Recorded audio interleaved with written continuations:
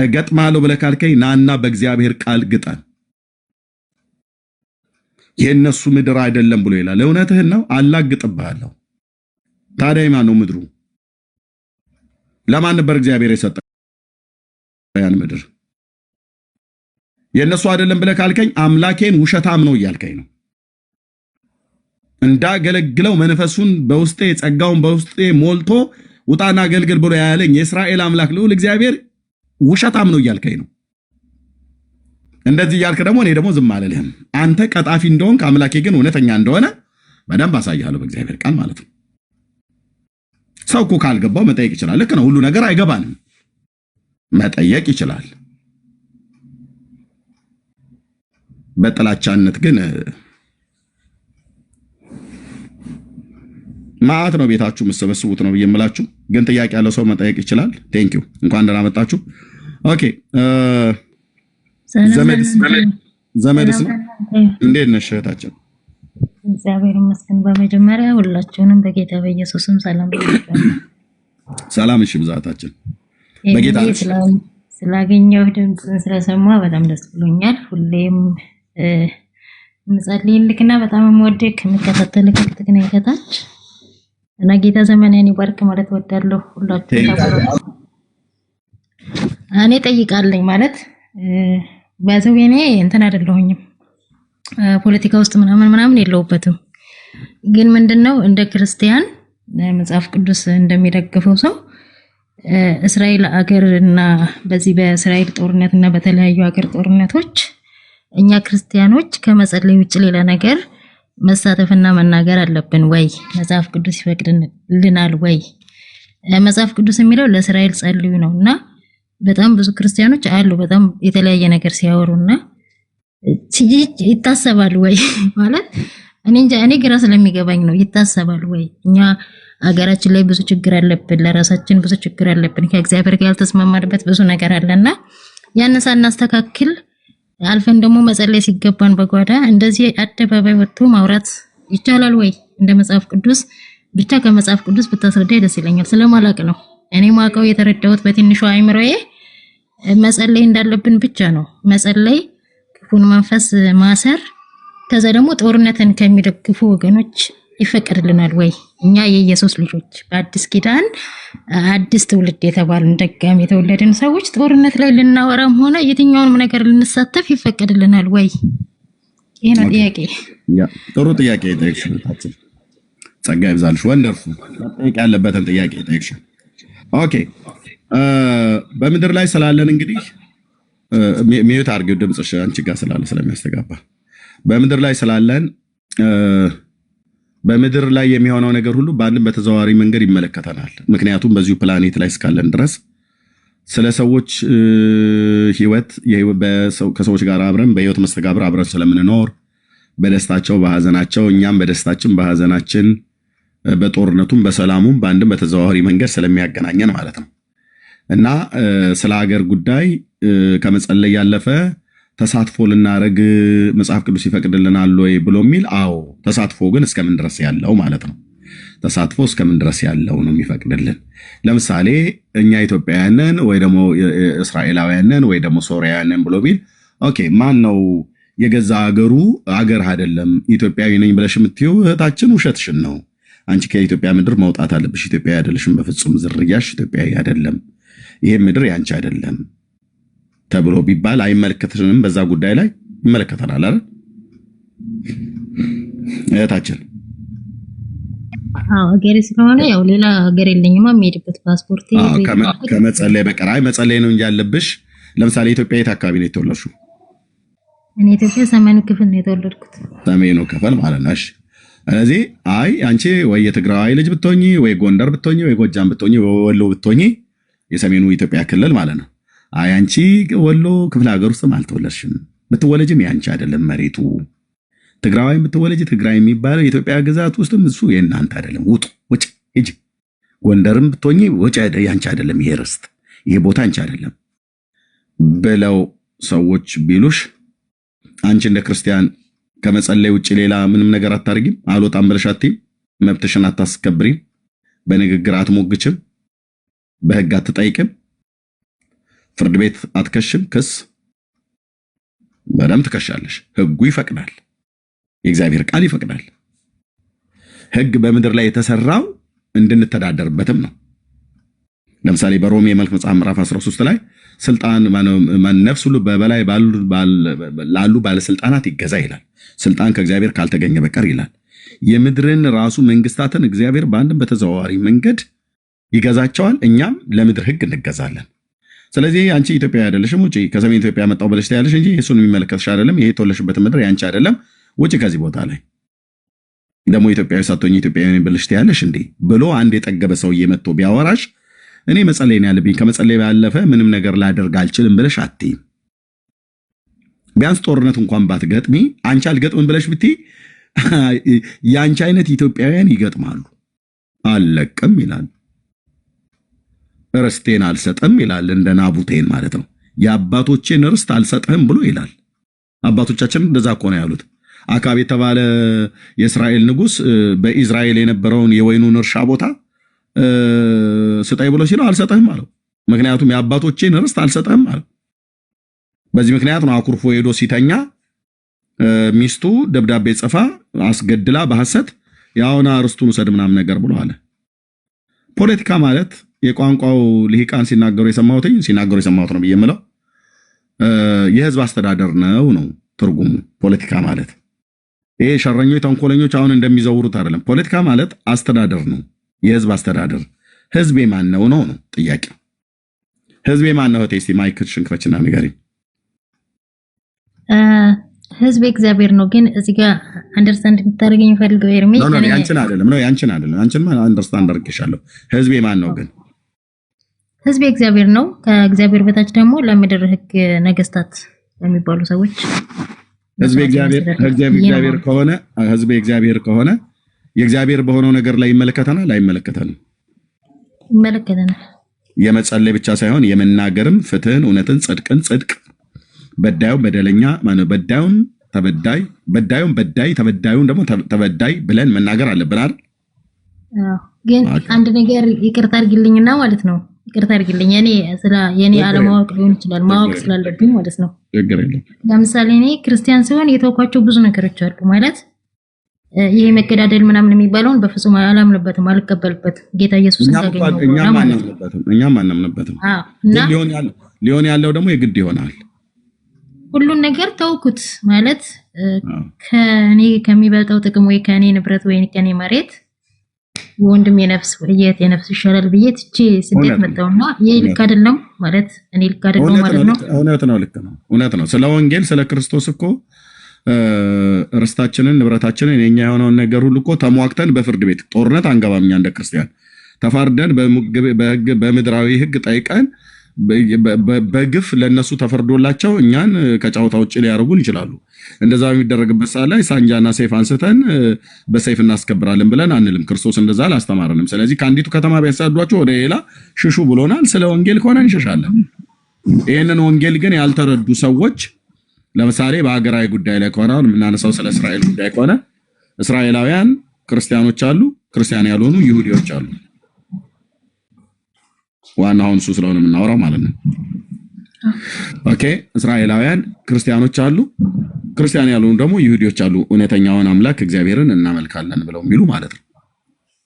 የእስራኤልን አምላክ ጌታ ኢየሱስ ክርስቶስን እውነተኛው መሲህ ብለው አልተቀበሉትም እንጂ ግን የአባቶቻችን የአብርሃም የይስሐቅ የያዕቆብን አምላክ እናመልካለን ብለው ይላሉ። አይ አይደለም እናንተ የምታመልኩት ሰይጣን ነው ልንላቸው አልችልም። እኔ አልደፍርም። እንደዛ መሲሁን አላወቁትም ማለት እግዚአብሔርን አያመልኩም ማለት አይደለም። በገባቸው በስርዓታቸው ያመልኩታል።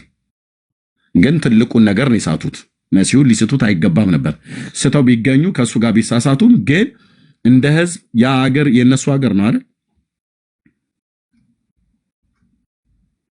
እህታችን የነሱ ምድር ነው አይደል? መጽሐፍ ቅዱስ ብሉይ ኪዳን አንብበሽ ታውቂያለሽ? አይ በደንብ አንብበሻል? ስለ አብርሃም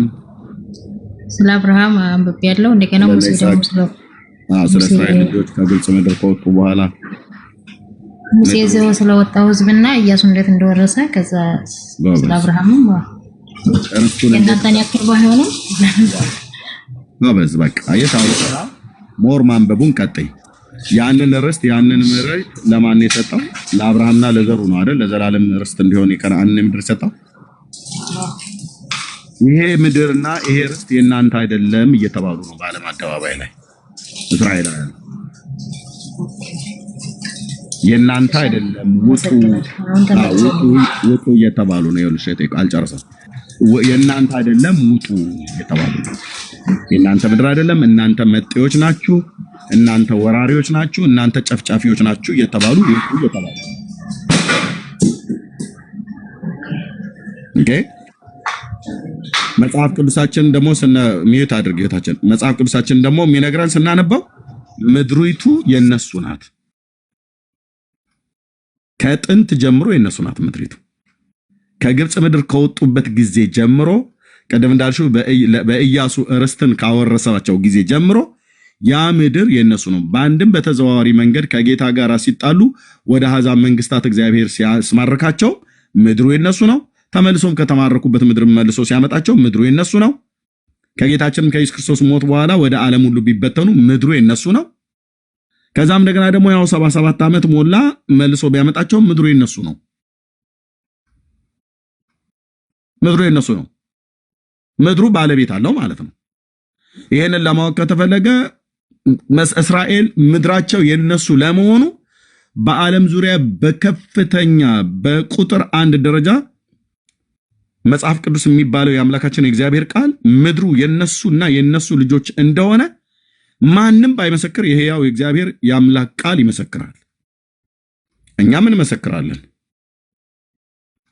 ያ ምድር የፍልስጤም ምድር አይደለም፣ ጥንት የከነዓናውያን ምድር እንጂ።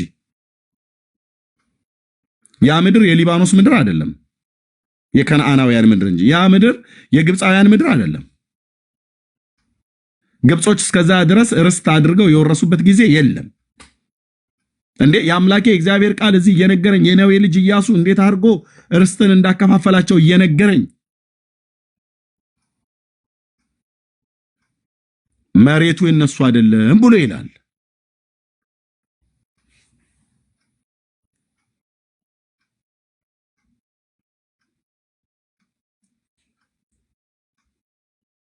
ይሄ ትክክል ነው? ትክክል አይደለም። መሬቱ የነሱ ነው።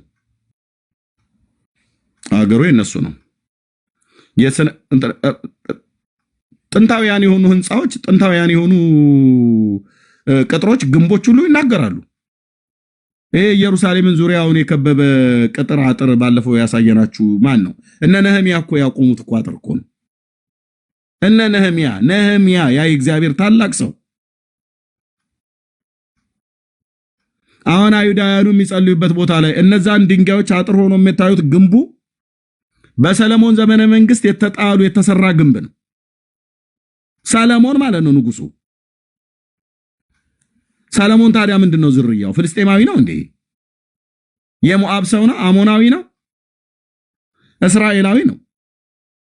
አይ ጥንታውያን የሆኑ ህንፃዎች፣ ጥንታውያን የሆኑ ቅጥሮች አጥራቸው ማለት ነው።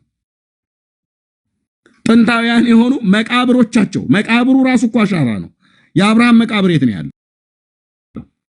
የዳዊት መቃብር የት ነው ያለው? የሰለሞን በሉ የነቢያቱ በሙሉ መቃብር የት ነው ያለው? በእስራኤል ምድር ላይ ነው። የአብርሃም መቃብር እኮ ተብሎ እኮ ተጽፏል። አብርሃም የማን አባት ነው? ለማን ነው ርስትን የሰጠው?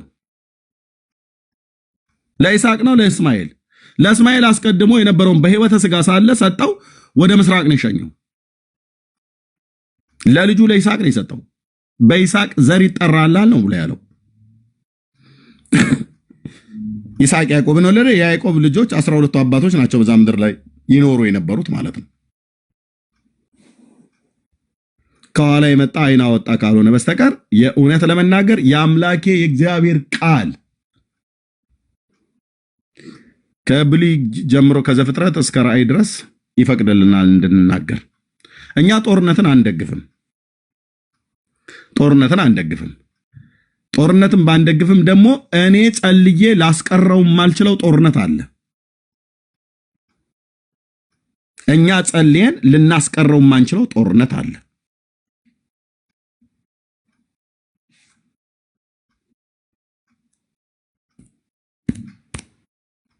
እኛ ጸልየን ልናስቀረው ማንችለው ጦርነት አለ። ትንቢታዊ ጦርነት ነው። ትንቢታዊ ጦርነት የሆነውን ማናችንም ብንጮህ እግዚአብሔር ሆይ ሰርዘው አቁመው ይቅር በል ምናምን ብለን ብንል አይልም። በቃ የተናገረው ቃሉ ይፈጸም ዘንድ የግድ ነው። ከዚህ በኋላ በጣም ነው ነገሮች እየከፉ የሚሄዱት ወንድሞች እናቶች።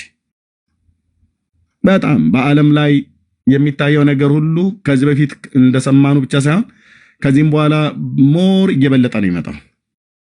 የሰላም እጦት በየአቅጣጫው ማለት ነው። ይሄ ኒኩለር የሚቀምም ትውልድ ሁሉ ምን ሊሆን ይመስልሃል? እንደ ጁስ እኮ እየቀዱ ትውልዳቸው እንዲጠጣ አይደለም እኮ የሚሰሩት። አንደኛውን መርዞ ለመግደል እኮ ነው። ኢራን ኒኩለር ሰራለው ቦምብ ብላ የምትለው ቁጥር 1 ሰርታ ብትጨርስ ወደ ኢትዮጵያ አይደለም የምትወረውረው። ምን አደረገቻትና ኢትዮጵያ?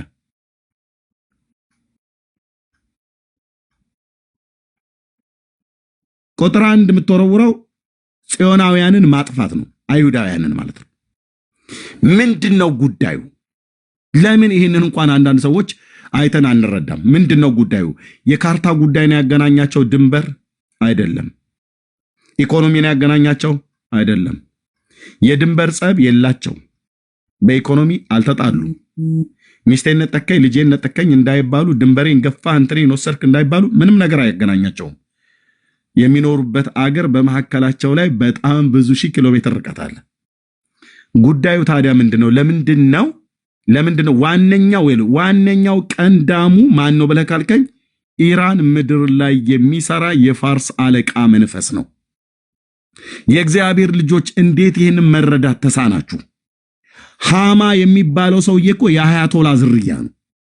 ሃማ የሚባለው በእነ አስቴር ዘመን በእነ መርዶኪዮስ ዘመን አይሁድን ለመደምሰስ ትእዛዝ ያወጣበት ሱሳ የሚባለው ግንብ እዛ ምድር እኮ ነው ያለው። ወንድሞች እናቶቼ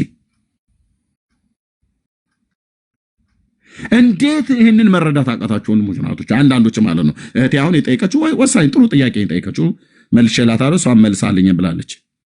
እንዴት ይሄን መረዳት ያቅታችኋል? ወንድሞች እናቶቼ አይንን እንኳን ጨፈን አንተ መጽሐፈ አስቴርን አታነብም? የአስቴር መጽሐፍትን እንዴት ነው ያነበብከው? የአስቴር መጽሐፍን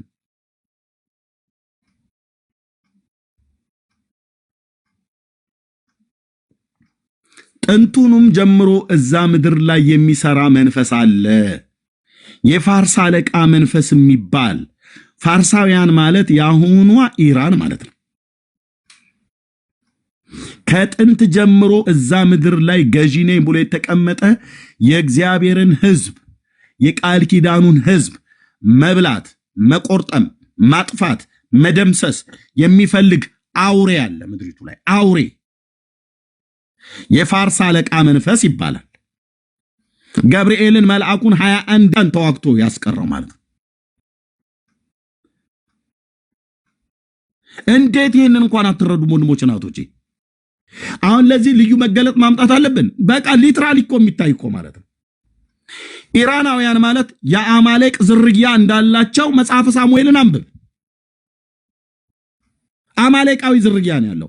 አማሌቃውያን የእስራኤል ሕዝብ ጠላት ነው። እግዚአብሔር ለባሪያው በሙሴ በኩል አማሌቅና ዝክረ ስሙን ከሰማይ በታች እደመስሳለሁ ብሎ ጻፍልኝ ብሎት ለሙሴ ሰጠው። በሳኦል ዘመን እግዚአብሔር ፈጽሞ ማለት ነው። የሐማዳቱ የተባለው አጋጋዊ ሃማ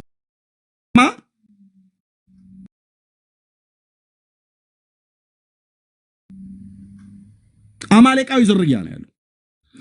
የአይሁድ ሕዝብ ጠላት ማለት ነው።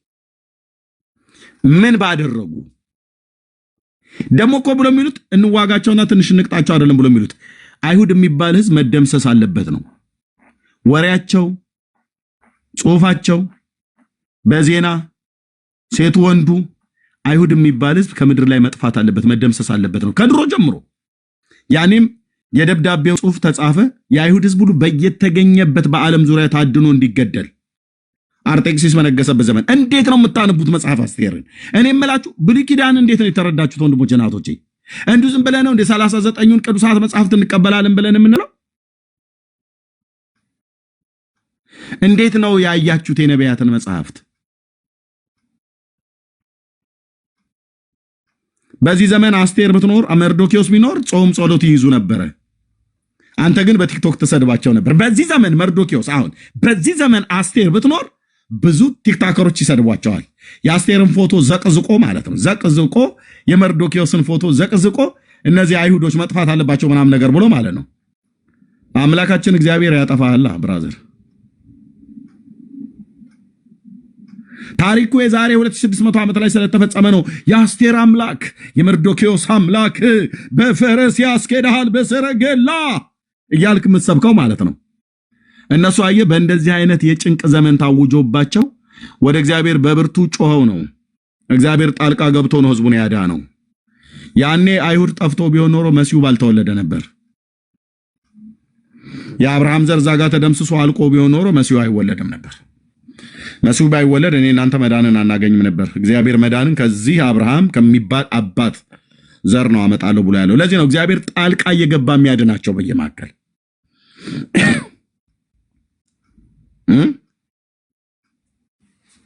ሐዳሳን ብታገኛት ትረግማት ነበረ ዛሬ ቢሆን አንዳንድ ክርስቲያኖች።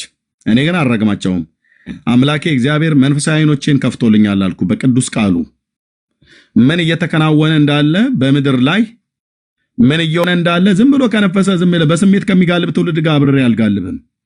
የሆነ ነገር ጀመረ ተብሎ ሲባል ምንድነው የዚህ ኮዙ ከበስተኋላ ያለው ምንድነው ድራይቭ ማን ነው ድራይቭ የሚያደርገው? ምን ይላል አንዱ የጠገበ ጎረምሳ እስራኤል እኮ ነች ሄዳ የመታቻቸው አለ። አዎ እነሱ አልመጡባትም አለ። እውነትህን ነው።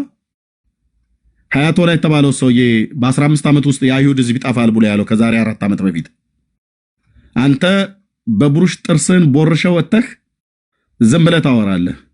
ይጥፉ እነሱ ሁለተኛው ናዚ ሆኖ ይጨፍጭፋቸው ነው የምትለው? በእውነቴ ነው የምልህ። ዓለም ይናቀኛል እኮ አደባባይ ላይ ልብሴን ቀድጄ ጮሃለሁ ወደ እግዚአብሔር አልኩ ስለነሱ።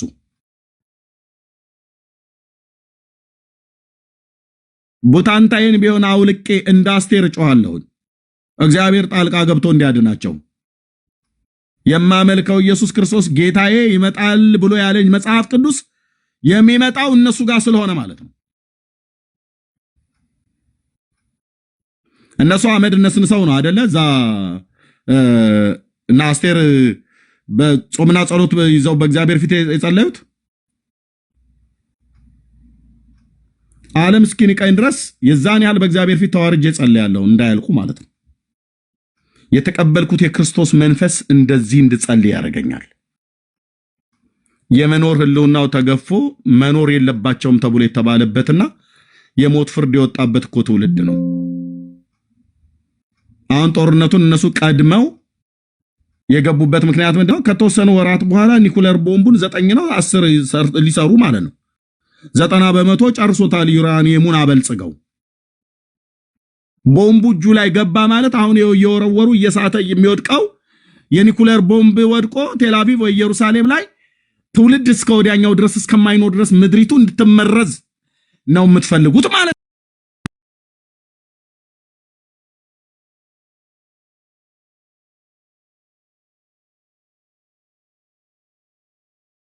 ቤት ላይ ለዘላለም ይነክሳል ብሎ የነገራት ሁሉ በሙሉ ውሸት ይሆናል ማለት ነው።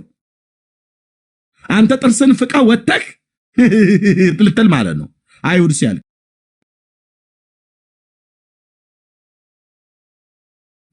ጨርሳቸዋለሁ ብለህ ስትወጣ የሰማይ አምላክ እግዚአብሔር ክንዱ ትከብድብሃለች።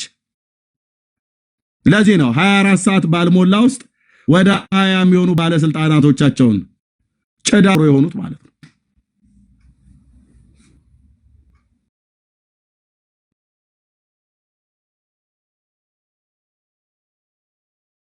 የነሱን መጥፋት ያወጁ ማለት ነው። ሽማግሌው ተርፏል። እኔ በዚህ ሰውዬ ላይ ጸልያለሁ። ጌታ እግዚአብሔር ምስክሬ፣ ደጋግሜ ነግሬያቸዋለሁ። ሰው ላይ እንደዚህ በጸልያለሁ። ያንን አዋጅ የሰማው ቀን የዛሬ 4 ዓመት አካባቢ ከዛሬ 15 ዓመት በኋላ እስራኤል የሚባል አገርና ህዝብ እዚህ ፕላኔት ላይ አይኖርም ብሎ ሲናገር በሚዲያ ላይ አልጀዚራንም በሲኤንኤን ላይ ሰማሁት። ምን እንዳንበረከከኝ አላቅም ብያለለም። መሬት ነው ያዘው ጉልበቴ። ሰቅሰቅ ብዬ ነው ያለቀስኩት በእግዚአብሔር ፊት።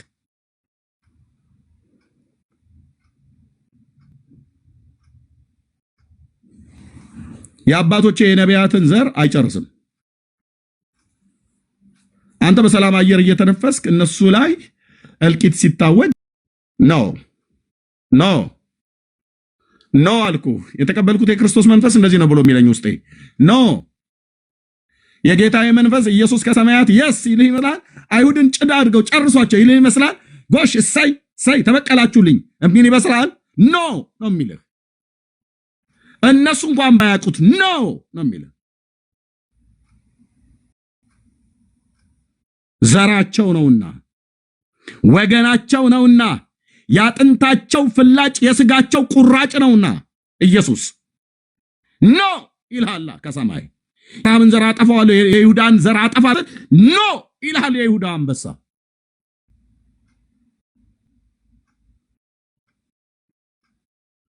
በእነሱ እጅ ለመቃብር እንድትወርድ ተላልፈህ እንድትሰጥ እግዚአብሔር ያደርጋል ማለት ነው።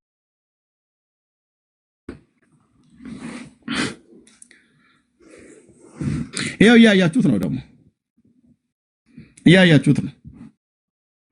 የሁለቱ ሀገር ጦርነት ነው። የሁለቱ ሀገር ውርውር ነው።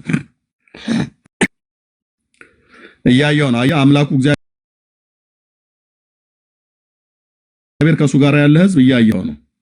ካላየ በደንብ አይንህን ክፈትና በደንብ እንጂ የበሬ ግንባር የምታከል ሀገር በህዝብ ቁጥር ከተባለ 9 ሚሊዮን ምናምን አካባቢ ናቸው ምድሪቱ ላይ ያሉት። ከሌላው ህዝብ አኳያ ከኢራን ህዝብ አኳያ ስታየው 80 ምናምን ነገር ሚሊዮን ነው የኢራን። ጉዳዩ የህዝብ ብዛት አይደለም ብራዘር። ጉዳዩ እንደ ጎልያድ መግዘፍ አይደለም። ጉዳዩ የካርታና የመሬት የቆዳ ስፋት መወጠርና መስፋት አይደለም። እስራኤል ኢራን የእስራኤልን ስንት ሊወጣት እንደሚችል አስብ። ስፋቱ ማለት ነው የኢራን ነገር እንደው በትንሹ ባላጋን ነው አንድ 10 እና 15 አይሆነውም ብለን ቢሸነሸን ኢራን የእስራኤልን የቆዳ ስፋት በጣም ካስረዘምኩት እንደው 10 በጣም ካጋነንኩት የቆዳ ስፋት አይደለም። ጉዳዩ ምንድነው? ኪዳን ብላችሁ ጻፉ ወንድሞች እናቶች። ኪዳን ምን ኪዳን በሶስት ቃል የተጻፈ ኪዳን። ጎልያድ የቱንም ያህል ቢገዝፍ ኪዳን። ኢራን የቱንም ያህል ብትገዝፍ ኪዳን ይበላል አልኩ። እንደ ልክ ደግሞ የጠቀሱትም እኮ ዘሁልቁ መጽሐፍ ነው። በለዓም ረግባለሁ ብሎ የመጣውና ዛ ጌታዬ ያገኘውና ተራራ ለተራራ እየቀየረ ረግሞ እስራኤልን ባጭር ሊያስቀር ከድሮ ዘመን እኮ ነው ወንድሞች እናቶቼ። ይሄንን ህዝብ በተኛበት እዚሁ ጭዳ አርጋ አስቀርልኝ ብሎ ማለት ነው። ጠንቋይ ኢንቫይት አርጎ ያመጣል እንዴ? ያ የሞአብ ንጉስ ወፈፌ ማለት ነው ባራቅ ከሩቅ ምስራቅ ከሜስፔቶሚያ ምድር ከምስራቅ ተራሮች አመጣኝ ይላል በገንዘብ ተከራይቶ። በለዓምዬ ናባክ አንድ ህዝብ እዚህ በእኔ ምድር ላይ ተኝቷል። እዚህ ሞአብ ሜዳ ላይ ፈሰው ለዚህ በቤቴ ፈጎር በታች እያያቸው ነው እዚህ ሜዳው ላይ እያለ ማለት ነው። አዎ ይሄ ህዝብ ከየት ነው የወጣው? ከግብጽ ነው የወጣው። ከግብጽ የወጣ ህዝብ ነው። ከግብጽ የወጣ ህዝብ ነው። የያዕቆብ ልጆች ናቸው እስራኤላውያን ነን ብለው የሚሉት ባራቅና በለዓም ሲነጋገሩ እና ይሄው እኔ ምድር ላይ ተኝተውልሃል። ይሄ ተስያሳ ይሄዳሉ። ይሄው እዚህ በቤቴ ፈጎር ሸለቆ ውስጥ እያያቸው ነው ሜዳው ላይ ብሎ ማለት ነው። ላሳያችሁ ሜዳውን ሕያው ጌታ ምስክር ማለት ነው። በናባው ፊት ለፊት ከዮርዳኖስ ወንዝ ማዶ ያሁኑ ጆርዳን ውስጥ ነው ያለው። አንተ ወይ ጂኦግራፊ አታውቅ ወይ መጽሐፍ ቅዱስ አነብ። እዛ ጋር ነው አየህ እስራኤል ሰፍሮልህ እያየው ነው። አዎ እና ምንህን ነካብህ? አይ ምንም አለካ። ግን እኔ አመጣጣቸው በጣም ያስፈራኛል። እንዴት በግብፃውያን አምላካቸው ያደረገውን አልሰማም እንዴ? ሰምቻለሁ። ባህሩን እኮ ነው የከፈለላቸው። አይገርምም? እየተባባሉ ማለት ነው። እና በኤዶሚያስም ላይ ሲያልፉ እንትኑ ጥላቸው ራሱ ያስፈራ ነበር አይነት ማለት ነው። በሬ ሳርን እንደሚጨርስ ነው እየጨረሱ ይመጡት። የራበው በሬ ሳርን እንዴት እንደሚል የማውቀው ገበሬው። አንተ ለገና ፋሲካ ወይ ሊታረድ ሲል ነው መጥተህ አዲስ አበባ ፎቶ የምትደገፈው። አብዛኞቻችሁ በሮች ሳር ሲግጡ እንዴት የራበው በሬ ሳር ሲበላ እንዴት እንደሚበላ አብዛኞቻችሁ አታውቁም ወይ? ቪዲዮ ክፈትና በጣም የራባቸው በሮች ቀኑን ሁሉ ስናርስባቸው ውለን የኢትዮጵያ በሬዎች በእውነት እንስሶች ሁሉ እንኳን እኮ ነች የተሰቃዩት። 9 ሰዓት ነው የምንፈታቸው። ጠዋት 2 ሰዓትና 3 ሰዓት የጠመድን 9 ሰዓት 10 ሰዓት ቀኑን ሙሉ ሲተናነቁ ለውሃ ይጠጡ። ለምን ውሃ እንኳን አምጥተን እኮ እንደማንጣጣቸው ቀርተን እንኳን አምጥተን ሁለትን ስራ ቀርተን እንኳን አምጥተን እንኳን አንጣጣቸው። በጣም ይቆጨኛል። አንተ ማስተዋላችን እስከዚህ እኮ ነው የተደፈነው። ቀኑን ሙሉ ጠምቷቸው ምን አለበት አንድ አፍታ ገበሬው ምሳ እንኳን በሚበላ ሰዓት ላይ ሳርና ገለባ እንኳን አንሰጣቸው። እና የራበው በሬ እንዴት እንደሚግጥ ሳርን እኔ ያውቃለሁ። የአምላኬ እግዚአብሔር ቃል ደግሞ በግብርና ነው አብዛኛው የተጻፈው። መንሽ፣ ማጭድ፣ አውድማ፣ ገለባ፣ ስንዴ፣ እንክርዳድ ምናም ነገር ወለ ምንም የገጠሬው ማን ከተማው ህዝብ አብዛኛው አይበቃም። በሮች፣ ፍየሎች፣ እርሻው፣ እንክርዳዱ ይላል። ማጭድ ሊልክ ነው። አዝመራው ነጥቷል። መከራት መጥቷል። የፊተኛውና የኋለኛው ዝናብ ብሎ ሲል ምንም ለከተሜ ምንም የሚያውቀው ነገር የለም። የፊተኛው ዝናብ ማለት የበልግ ዝናብ ነው። የኋለኛው ዝናብ ማለት የመኸር ዝናብ ነው። እኛን ገጠሪዎቹ ነው የምናውቀው፣ ገበሬዎቹ ማለት ነው። በደንብ ይገባኛል። የመጽሐፍ ቅዱስን ሳነበው በገበሬኛ ቋንቋ ነው አብዛኛው የተጻፈው። እና በሬ ሳርን እንደሚጨርስ እየጨረሰ መጥቷል።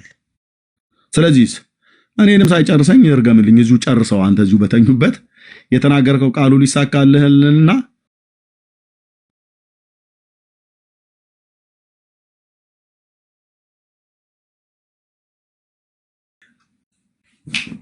በለዓምን አይኑን ሲከፍትለት እግዚአብሔር የንጉሱ እልልታ በመካከላቸው ነው አለ። የታየው ንጉሱን የታየው ንጉሱን የት ላይ አይኖቹ የተከፈተለት የወደቀው ሰው እግዚአብሔር ያሳየው ብላው ነገር አለ። አየህ አይኖች የወደቀውን ሰው አይኖቹን የከፈተለትን እግዚአብሔር አይኑን ቦግ ሲያደርግለት ድስት ተሸክሞ 40 ዓመት ሙሉ ጫማውን ያልቀየረ ልብስ ያልቀየረ ድንኳን ድስት ምናምን ነገር እንደዚህ ይዞ በጉም ከብቱም አብሮ ዶሮም ምኑም እየተጓዘ ያለ ህዝብ ይታይ ምድረ በዳ ላይ ከግብጽ ምድር ሲወጡ የነበረው ሙሴ የቴን ኮማንድመንትን አይታችሁታል። ልክ እንደዛ ማለት ነው። ህፃኑም ከብቱም ምኑም ተደበላልቆ አብሮ የሚሄድበት ሁሉም እስራኤላዊን ሁሉም የያዕቆብ ልጆች ናቸው። እና ስታየው ምንም መትረየስ የለው ምን የለ መሳሪያ የለ እንዳሁኑ ቴክኖሎጂ። እና የንጉሱ እልልታ መካከላቸው ነው አለ። በለዓም አይኑ ስለተከፈተለት ነው። ኧረ ንጉስ አለ መካከላቸው አለ። መካከላቸው አለ ደግሞ እመለከተዋለሁ። አሁን አይደለም አየዋለሁ፣ በቅርብ አይደለም እመለከተዋለሁ። አሁን አይደለም ከያዕቆብ ኮከብ ይወጣል አለ። ኧረ በለዓም እንደዚህ አትበል እባክህ፣ አትበል። እኔ እኮ እንድትረግማቸው ነው። የአባቴ አምላክ ድፍት ያርጋችሁ በላቸው እንጂ አይ እስራኤልን የአባቴ አምላክ ድፍት ያርገው ብለህ የምትደፋው ህዝብ አይደለም። አዎ ልክን ማወቅ ጥሩ ነው። በለዓማውያን ስላላችሁ አሁንም ማለት ነው አፋችሁ የሚባርክ ውስጣችሁ የሚራገም እግዚአብሔር በደም የገዛውን ህዝብ በጸናች እጁ በበረታች ክንዱ ያወጣውን ህዝብ ቢንያምን የአባቴ አምላክ በረከትን ይድፋው ብለህ ስላልክ የሚደፋህ እረኛ አለዋ ኢየሱስ ክርስቶስ ይባላል። አታም ስለ ብራዘር ደም ተከፍሎበታል። እስራኤል ኪዳን አለው። መረካቸው እንጂ ምን መሆነ ነው? እኔ እኮ ለዚህ አልነበረም ያመጣው ገንዘቤን ሁሉ በቃ ዝም ብዬ ከፍዬ እንትን እስቲ ሁለተኛ ሌላ ተራራን ቀይር። እዚህ ላይ ምንም አልመጣልኝም፣ ምንም ሊይዝልኝ አልቻለም ምናምን ነገር እያለ ማለት እያጨሰ የሚያጨሰውን የሚቆለመመውን እየቆለመመ የሚጠመዘዘውን እየጠመዘዘ ደሙንም እያፈሰሰ ፈርሱንም እየረጨ እንደዚህ ፈርሱ እንደሚረጭ እግዚአብሔር እንደዚህ ብትን ያርጋችሁ ብሎ እንደሚሉት ማለት ነው አንዳንድ ተራጋሚዎች። እግዚአብሔር ምሕረት ያርግላችሁ። ብቻ በለዓም አማልክቶቹን እየጠራ እንደዛ እስራኤል እንደዚህ ብትን ይበል ምናምን ነገር እያለ ሊል ሲል እንደ እንስት አንበሳ ተኝቷል ሜዳው ላይ። ይሄን ሁሉ ሲዶለትባቸው በለዓምና ባራቅ ይሄንን ሲዶልቱ እንዲህ ሲረግሟቸው እስራኤል ምንም የሚያቀል ነገር የለም። ተኝቶልሃል እንደ እንስት አንበሳ። ወንዱ አንበሳ የት ነው ያለው ነው። በለዓምን እያነጋገረው ነው። አዛ ሊረግም ሲል ህዝቤንማ አትረግም መልሳት፣ እችን ልታወጣት ያለሃትን ቃል ዋጣት እና በልባርካቸው እንድባርክ ትእዛዝ ተቀብያለሁ አላለም? ሃሌሉያ ሃሌሉያ ሃሌሉያ። እንድባርክ ትእዛዝ ተቀብያለሁ አለ። አየ ወንዱ አንበሳ እዛ እያናገረው ነው ማለት ነው። እስራኤልን የሚጠብቅ የማይተኛ የማያንቀላፋ የአባቶች አምላክ እያነጋገረው እኮ ነው በለዓምን። እስራኤል ግልብጥ ብሎ ተኝቶልሃል ሜዳ ላይ። ግማሹ እየተጫወተ ነው፣ ግማሹ እየተሯሯጠ ነው፣ ግማሹ እየበላ ነው፣ ግማሹ ክፋት እያሰበ ነው፣ ግማሹ መልካም ነገር እያሰበ ነው። መቼ ነው ዮርዳኖስን እንሻገረው ብለው ይላሉ። ኧረ እንጃ እኔ እዚህ ተመችቶኛል ብለው የሚሉም አሉ። ግማሹ በእግዚአብሔር ላይ ያጉረመርማል፣ ግማሹ ሙሴ ነብይ አይደለም ነው አይደለም ነው አይደለም ነው። ይሄ ሁሉ አለ። እግዚአብሔር ደግሞ እዛ ከበለዓም ጋር እየተከራከረላቸው ነው። ረግመዋለሁ፣ ይሄንን ማዚሁ ጭዳ ነው የማደርገው። ቆይ ሶስተኛው ተራራ ላይ እንቀይርና ጥቁር ወሰራ ዶሮ ታመጣልኝ፣ እንደዚህ ቆልምም አድርጌ አንገቱን ጠምዝዤ እስራኤል እንደዚህ አንገቱ ይጠምዝዝ ብዬ ስልልህ እዚሁ ምድረ በዳ ላይ አስተኛቸዋለሁ ብለው ሶስተኛ ተራራ ሲቀይር፣ አሁንም አንበሳው ተከታትሎ የበለዓምን አፍ ዚፕ እንዳይረግም ዚፕ፣ እንዲባርክ ክፍት፣ እንዳይረግም ዝግት፣ እንዲባርክ ክፍት። ምን አለ? በያዕቆብ ላይ አስማት የለም። ክፋትን በያዕቆብ አልተመለከተም አለ እንጂ ውይ ጌታዬ ጌታዬ፣ በእስራኤል ላይ ክፋትን አልተመለከተም አላለም።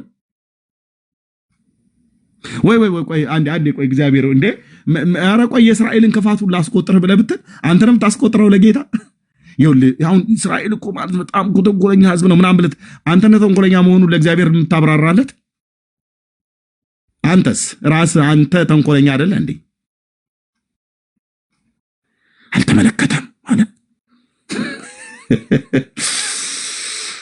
የኔ ጌታ የኔ ጌታ የኔ ጌታ፣ እንኳን ያንተ አገልጋይ ሆንኩኝ። በያዕቆብ ላይ ክፋትን አልተመለከተም። ለምን አላነበውም? ቆይ አንተዬ ዝም ብዬ በቃሌ ከምል እንዲህ ብሎ የተጠነቀቀለትን ህዝብ እዚህ ማንም ፈልፈልቱ መጥቶ እንትን ትላለህ እንዴ? አንተ ነውር እኮ ነው፣ ነውር እኮ ነው አልኩ። ዘኍልቍ መጽሐፍ ምዕራፍ 23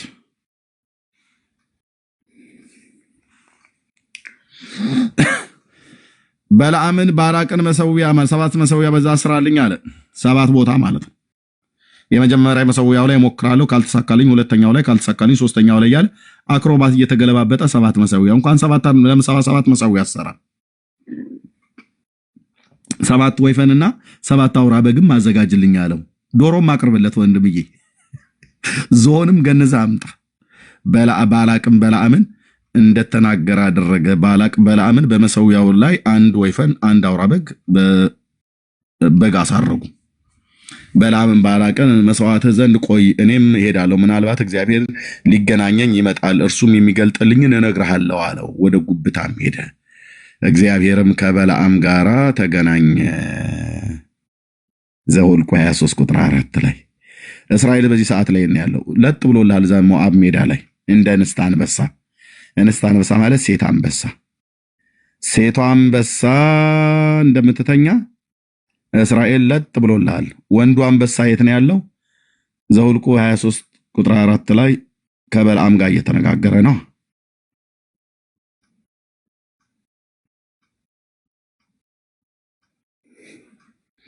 እስራኤል እንደ ሚስት፣ እግዚአብሔር እንደ ባል ሆኖ እኮ ነው ቃል ኪዳን ያደረጉት ሳይናይ ኮረብታ ላይ።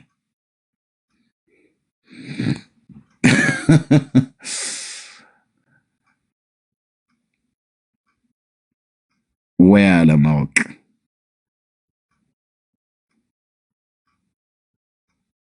እግዚአብሔር ቃልን በበለዓም አፍ አድርጎ ይላል። ያው በቃ ወደ ባላቅ ተመለሰ። እንዲህም በላለው በላሁን ተገናኙ። እዛ የመጀመሪያው መሰዊያ ላይ እግዚአብሔር ምን አለው? በቃ አሁን ቃሌን ባፋ አደርጋለሁ፣ ሂድና በለዓምን ተገናኝ፣ ማነው ባራቅን ተገናኙ። እኔ የምልህን ብቻ ነው በህዝቤ ላይ የምትናገረው።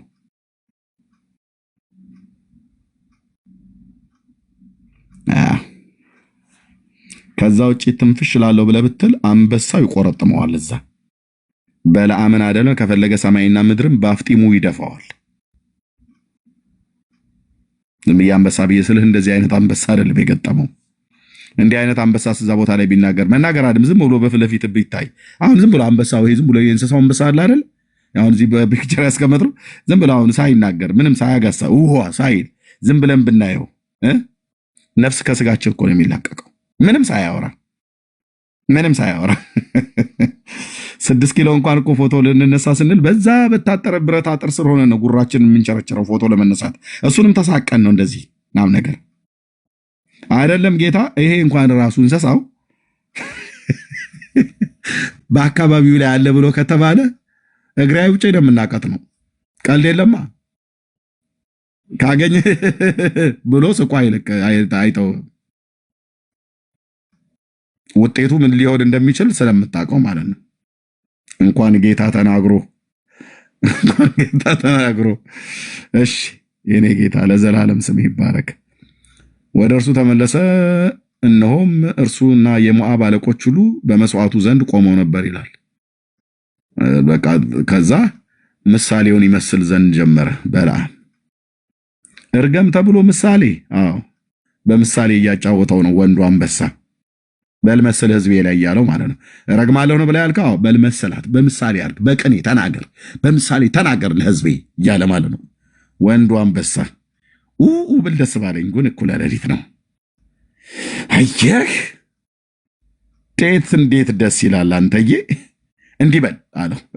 ባራቅ ከአራም አመጣኝ አለ፣ ከሶሪያ ማለት ነው፣ ከሜሶፖታሚያ ምድር። የሞዓብ ንጉሥ ከምስራቅ ተራሮች ና ያዕቆብን እስራኤል ማለት ነው እርገምልኝ፣ ና እስራኤልን ተጣላልኝ ብሎ ምንህን ነኩ ባራቅ? በቃ ዝም ብለህ ተጣላው እስራኤልን፣ ዝም ብለህ እርገመው እስራኤልን ብሎ የሚል ይሄ የባላቅ መንፈስ ማለት ነው፣ የሀያቶላ መንፈስ።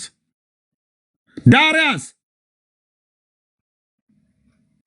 የኪዳን ህዝብ ጠላት ምንም አላረጉትም እኮ ወንድምዬ። ከጥንት ጀምሮ እዚህ ህዝብ ላይ እንደዚህ ነው የሚባለው፣ ከጥንት ጀምሮ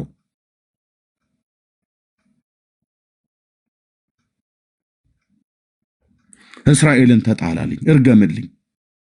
እግዚአብሔር ያረገመውን እንዴት ረግማለሁ አላ። ይኸው በቃ እግዚአብሔር ያልተጣላውን እንዴት እጣላለሁ? ይኸው ነው ሂሳቡ ወንድምዬ። ያኔም አሁንም ዳውን እስራኤል ብለህ ብትል ካገኘችህ ትሸኛለች ከነ ሀያቶላ ጋር ማለት ነው። ወዴት አትልም፣ ታውቀዋለህ ወዴት እየሸኘች እንዳለች። ኪዳኑ ራሱ ይጥላል ወንድሜ። ኪዳኑ የዘላለም ኪዳን ነውና፣ የዘላለም አስምረው፣ የ10 ሺህ ዓመት አይደለም፣ የዘላለም የ100 ዓመት አይደለም፣ የዘላለም የ3 ሺህ 4 ሺህ ዓመት ኪዳን አይደለም፣ የዘላለም ኪዳን ነውና ኪዳኑ ራሱ ይጥላል።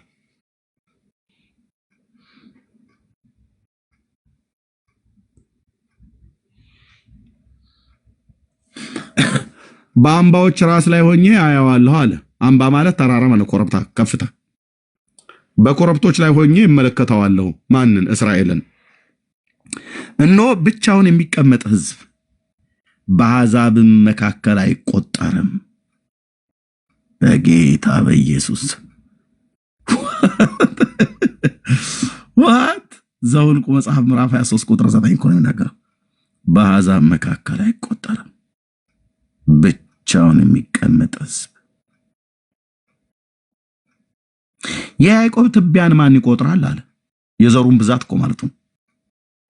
እርቦውንስ ማን ይቆጥራል ካለ በኋላ ሊረግሞ የመጣውን ህዝብ በለዓም ምሳሌውን ሲመስል የጻድቃንን ሞት እኔ ልሙት አላለም ማለት ኖሯቸውን ሳይሆን ሞታቸውን እንኳን ራሱ ልሙት እስራኤል እንደሚሞት ልሙት እያለ ማለት ነው።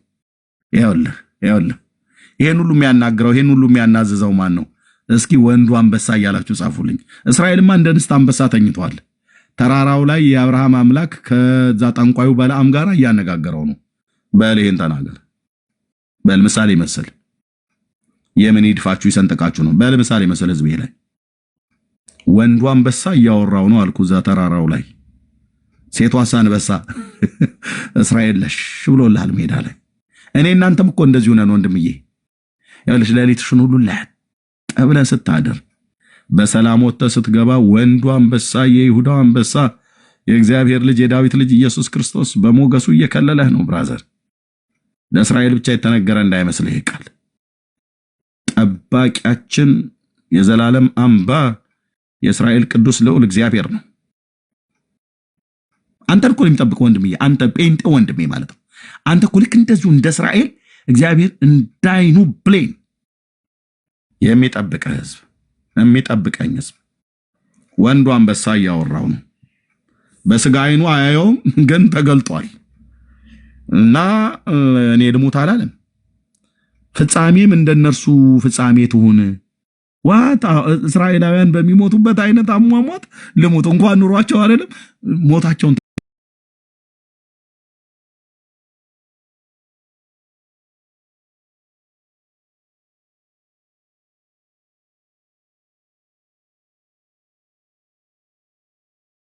ይሄኔ ነው ጥግ ጥግ መያዝ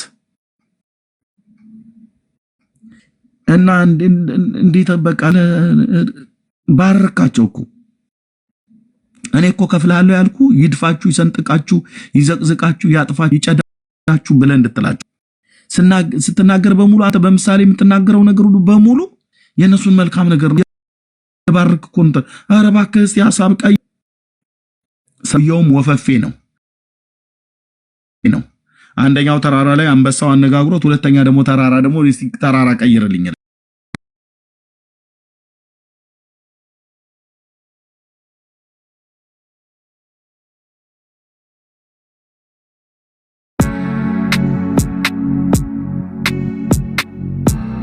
ጌታ የኔ ጌታ የእስራኤል ቅዱስ ልዑል እግዚአብሔር ስለ ዘላለም የተቀደሰ ይሁን። ያዕቆብ ከላባ ቤት ሰዓት ላይ ላባ ሌሊቱን ሁሉ ተከተለው ፍለጋውን ታስታውሳላችሁ። እና እግዚአብሔር በሌሊት ላባን አገኘው። አንበሳው የእስራኤል ቅዱስ ልዑል እግዚአብሔር አገኘው። ሬን ያዕቆብን እንዳትነካለው በሌሊት አስጠነቀቀው። ደምህ በራስ ላይ ነው የሚሆነው አይነት ነገር ማለት እንዳትነካው፣ ምክንያቱም ልጆቼን ወስዶብኛል ሀብቱን ሁሉ ዘርፎ ሄዷል ምናም ነገር ብሎ ነው 20 ዓመት ሙሉ ከገዛው መልሶ ባሪያ ላይ ያደርገው ማለት ነው። መቀስ ደሬ ብሎ ሲለው አይሰድም። በርት እንዴት ብሎ ይስደረ? ያዕቆብ የሚባል ቀዥቃዣ ልጅ ተብሎ የተወለደ አለ ለይስሐቅ ግን አይደለም። እግዚአብሔር የዘላለም ኪዳን በላው ላይ ያኖርበት ብላቴና በትሮዬን ብቻ ይዤ ይሄንን ወንዝ ተሻገርኩኝ። አሁን ግን እግዚአብሔር የሁለት ክፍል ሰዊት አድርጎኛል አለ። ጌታ ስም ለዘላለም ይባረክ። የኔ አምላክ አባቶችን እንዲህ ባረክ ጌታ አሁን